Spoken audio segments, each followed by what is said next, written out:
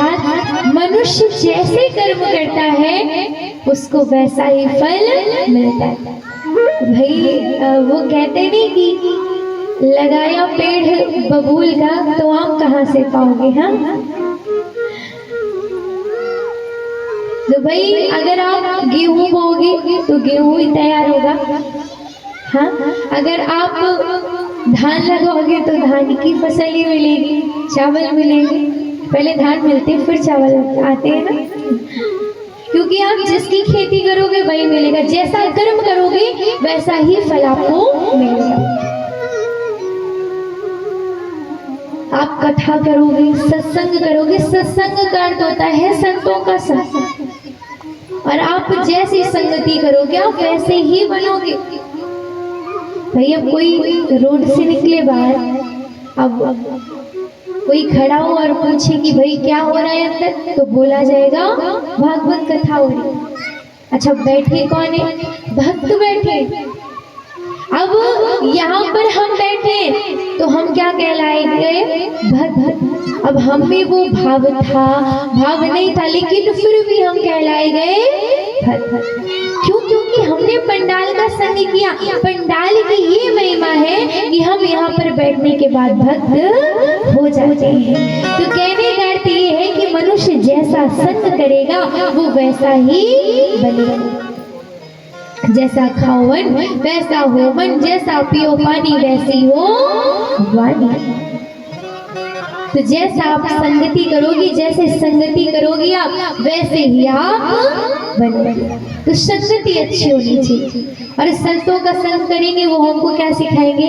कथा सुनो, दान करो, पुण्य करो, क्योंकि यही हमको काम आएगा। अब आप जुआड़ी का संग कर लो तो आपको जुआ खेलना सिखा देंगे, शराबी का संग कर लो तो शराब पीना सिखा देंगे। कहने का अर्थ ये, मनुष्य जैसी संगति करेगा प्रभाव उस पर वैसा ही पड़ेगा। तो संगति हमारी अच्छी होनी चाहिए। एक बार भाव से बोलिए राधे। इसके बाद सुंदर भागवत जी श्रवण करने की विधि बताई गई है। देवक्यं तु क्षमाहूय मुहूर्तं प्रत्यपयत्नतः विवाहे यादृशं वित्तं तादृशं परिकल्पयेत्। कहते जिन्हें कथा करवानी हो सबसे पहले तो ब्राह्मण जी को बुलावे, आचार्य जी को बुलावे, सुंदर तिथि निकलवावे, और इसके बाद में जिस प्रकार एक पिता अपनी बेटी के विवाह में बिना कंजूसी के खर्च करता है, ठीक उसी प्रकार मनुष्य भागवत कथाओं में खर्च करे। क्योंकि एक पिता की जैसी सामर्थ्यता होती है, अपनी सामर्थ्यता के अनुसार वो ज्यादा से ज्यादा ही करता है। तो बिना कंजूसी किए हुए उसको भागवत कथा में भी खर्च करना चाहिए। और वक्ता के लक्षण बताए गए, विरक्तो वैष्णवो विप्रो वेद शास्त्र विशुद्धीकृत दृष्टांत कुशलो धीरो वक्ता कार्यो निष्फला। वक्ता कैसा हो? विरक्त हो, अर्थात सुख दुख एक समान हो, मोह माया में ना फंसा रहता हो, और वैष्णव हो, भगवान का भक्त हो, विप्र ब्राह्मण हो, और वेद शास्त्रों को जानने वाला हो, दृष्टांत कुशलो धीरो, दृष्टांत देने में कुशल हो। ये वक्ता के सुंदर लक्षण बताए गए। अब श्रोता को कथा श्रवण करने के नियम बताए गए कि जो ये भागवत की कथा सुनते हैं उनको भूमि में शयन करना चाहिए। जब तक कथा सुने तब तक भूमि शयन होना चाहिए, और हो सके तो घी पी करके रहे। अच्छा घी में ना हो सके तो दूध पी करके 7 दिन रहे। अच्छा दूध में ना हो सके केवल जल पी करके रहे। अच्छा ये तो बड़ा मुश्किल हो जाएगा, तो फल खा करके रहे 7 दिन, ये भी नहीं हो सकता। तो एक समय फल खाएं, एक समय भोजन करें। नहीं महाराज ये भी नहीं हो पाएगा, तो दोनों समय आप भोजन कीजिए, लेकिन कथा जरूर सुनिए, क्योंकि आप कथा सुनोगे तो कथा आपका कल्याण अवश्य ही करेगी। ऐसी सुंदर पावन विधि बताई गई है। अब आइए हम सभी प्रथम स्कंद में प्रवेश करेंगे, जिसमें प्रथम श्लोक लिखा गया है। जन्मादेश्यतो व्याधितर्तश्च चार्थेषु विज्ञेश्वरा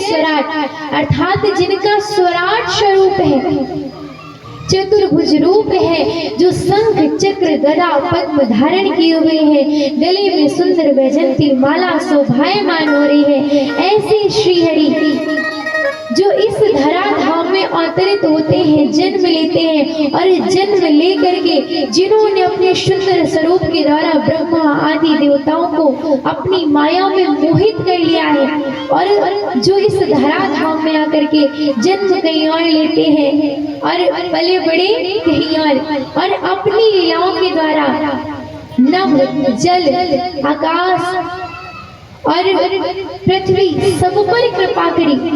ऐसे श्री हरि प्रभु को हम सभी जो तीनों प्रकार के तापों का विनाश करते हैं, ऐसे प्रभु श्री हरि को सत्य स्वरूप जान करके सत्यम परम धीमहि, देखिए यहाँ पर व्यास जी ने, वेद व्यास जी ने कृष्णम परम धीमहि नहीं, रामम परम धीमहि नहीं, बल्कि सत्यम परम धीमहि लिखा। भगवान को सत्य स्वरूप बता करके प्रणाम किया। बोलिए शिवा के बिहारी लाल की।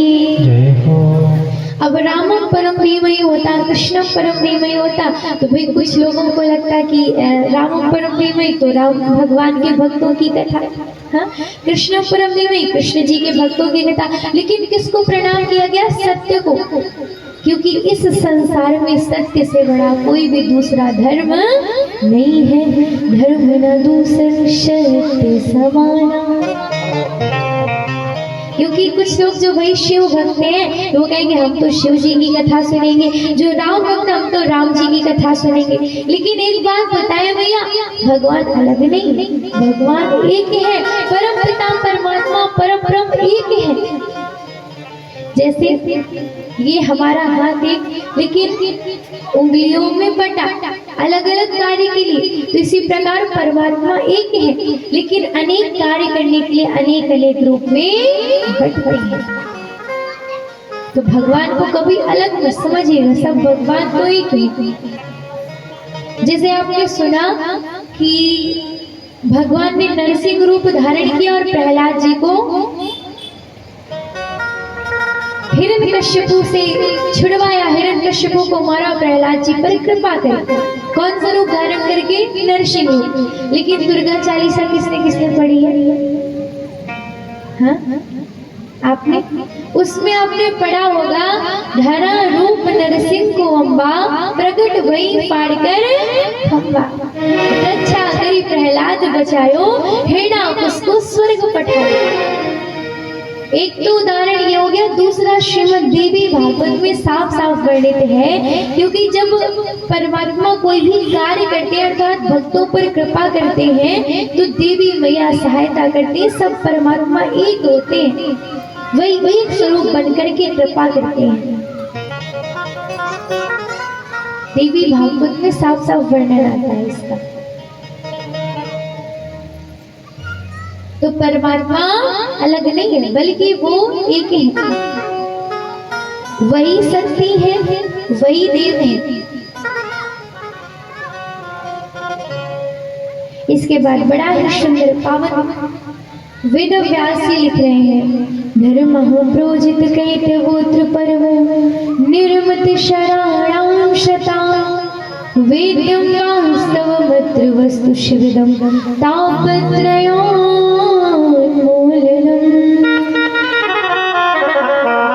श्रीमद्भागवते महामुनिकृते किं वा परेश्वरा सद्यो हृद्यवरुद्धते त्रिकृतभिः श्रोषं शुभैस्तच्छड़ा।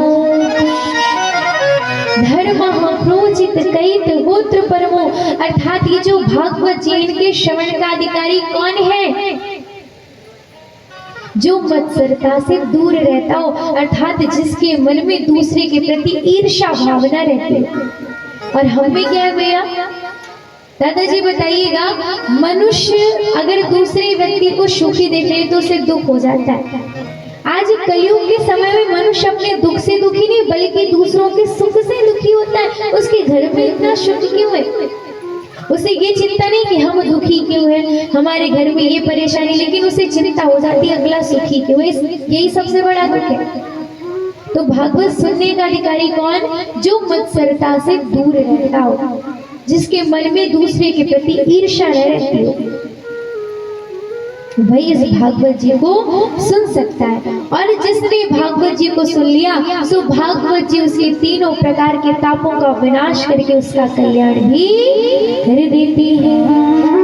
स्वर्गे शक्ति चा कैलाशे वैकुंठे नास्त्यं रसः अतः पिबन्तु सद्भाग्याय मुच्यत कैर्चित्।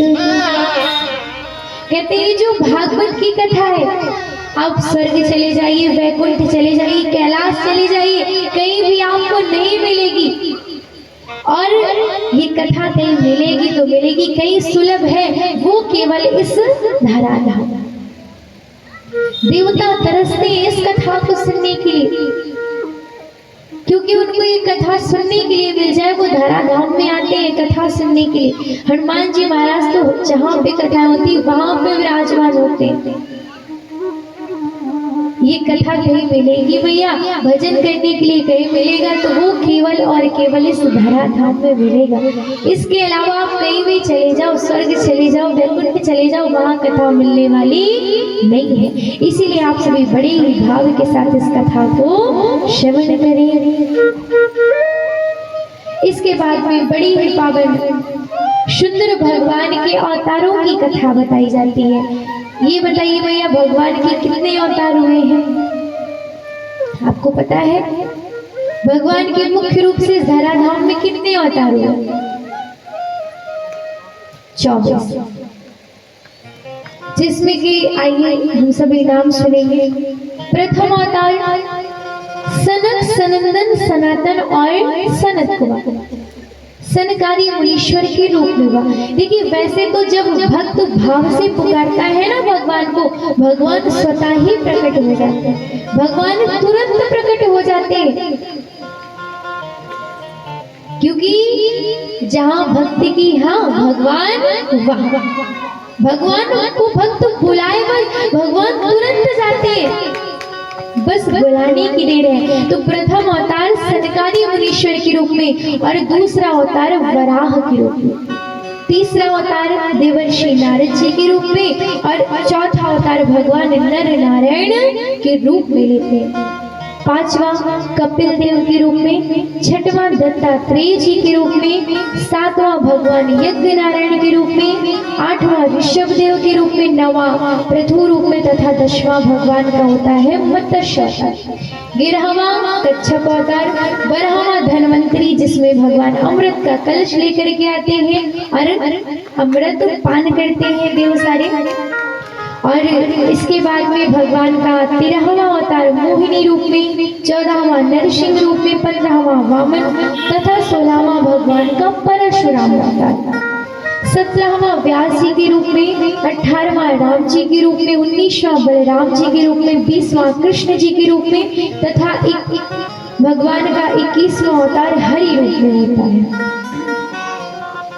22वां हंस रूप में, और 23वां भगवान का बुद्ध अवतार है, और 24वां भी हुआ नहीं। कब होगा? कलयुग के अंतिम चरण। कलयुग की आयु कितनी है?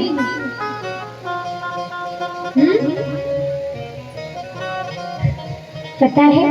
4,32,000। और जिसमें से अभी केवल व्यतीत हुए 5,500 वर्ष। अब आप विचार कीजिए कितनी आयु है। अभी तो मतलब कलयुग फिर छोटा सा बालक है, तब ये हाल है। आगे जब बड़ा होगा थोड़ा सा तब क्या होगा? भगवान कलयुग के अंतिम चरण में 24वां अवतार लेंगे। संबल ग्राम में विष्णु यश ब्राह्मण के घर में कुमारी कन्या के गर्भ से भगवान का अवतार होगा, जिसमें भगवान का नाम होगा कलकी। कलकी अवतार भगवान का अभी हुआ नहीं बल्कि हो। इसके बाद में श्री सूत जी महाराज से सौनकादि मुनीश्वरों ने प्रश्न किया कि प्रभु ये बताइए कि ये जो भागवत जी है आपने क्या सोचा, क्या सोच करके आपने इसकी रचना की है, किस युग में वेद व्यास जी ने इसकी रचना करी है। हे सूत जी हमको इस पावन कथा का श्रवण पान करवाइए। तो आज सूत जी महाराज बता रहे हैं द्वापरे शमनु प्राप्ति प्रति युग पर्ये जातः पराशरद्योगी वाशव्याम कल्या हरे। कहते ये द्वापर युग की बात है जिसमें महर्षि वेदव्यास जो कि पराशर और सत्यवती जी के पुत्र हैं, वो सब कुछ जानने वाले थे। अगर आसन लगाते थे और देख लेते थे कि आगे आने वाले युगों में क्या होगा। एक दिन उन्होंने समाधि लगाई, ध्यान मुद्रा में उन्होंने दर्शन किया कि आगे आने वाले समय में तो मनुष्य हिंसक हो जाएंगे, आपस में हिंसा करेंगे, लड़ाई झगड़ा करेंगे, लेकिन ऐसे कलयुग के प्राणियों का कल्याण कैसे होगा।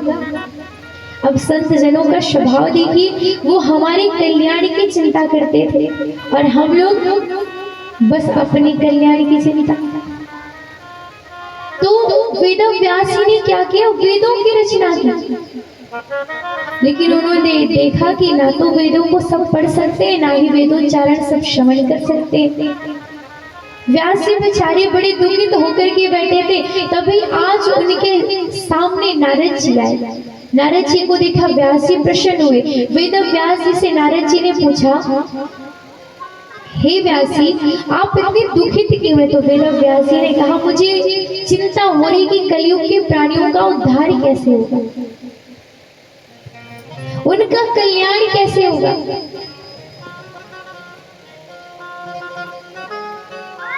तो आज महाराज जैसे ही नारद जी ने सुना, नारद जी ने कहा, हे व्यास जी आपने इतने पुराने उनकी रचना की, आपने महाभारत जैसे सुंदर ग्रंथ की रचना की जिसमें 1 लाख श्लोक आपने वर्णित किए हैं, लेकिन आपने अभी तक प्रभु के सुंदर बाल लीलाओं की चर्चा नहीं की, भगवान के भक्तों की चर्चा नहीं की। आप भगवान की सुंदर लीलाओं का एक पुराण वर्णित उसकी रचना कीजिए। वेद व्यास जी ने सुना, उन्होंने कहा करना तो चाहिए, लेकिन क्या उससे लाभ होगा। तो नारद जी ने बताया कि मैं पूर्व जन्म में दासी पुत्र था और भगवान की कथा के प्रभाव से मैं एक ऋषि से देवर्षि बन गया। तो आप प्रभु के सुंदर बाल लीलाओं का वर्णन कीजिए, सुंदर रचना कीजिए, पुराण बनाइए जिसके श्रवण पान से मनुष्यों का उद्धार हो जाए। तो आज वेद व्यास जी ने सुंदर ध्यान लगाया और चतुश्लोकी भागवत के द्वारा 18,000 श्लोकों वाले एक सुंदर पुराण की रचना की है। बोलिए श्रीमद् भागवत महापुराण की। लेकिन आज फिर रचना के बाद वेद व्यास जी दुखी हो गए। क्यों दुखी हुए, क्योंकि भाई रचना तो हो गई, अब ये जो पुराण है इसका प्रचार प्रसार कौन करेगा। क्योंकि भाई जैसे कोई पुस्तक लिख दे और पुस्तक की कथा सब तक पहुंचे ना, तो कैसे लोग जानेंगे, कैसे सुनेंगे कि अच्छी है बुरी है। तो नारद जी ने कहा कि आप इस कथा को अपने पुत्र को बताइए और वही इसका प्रचार प्रसार करेंगे। पुत्र कौन, शुकदेव जी महाराज। वेद व्यास जी के पुत्र कौन है, श्री शुकदेव जी महाराज।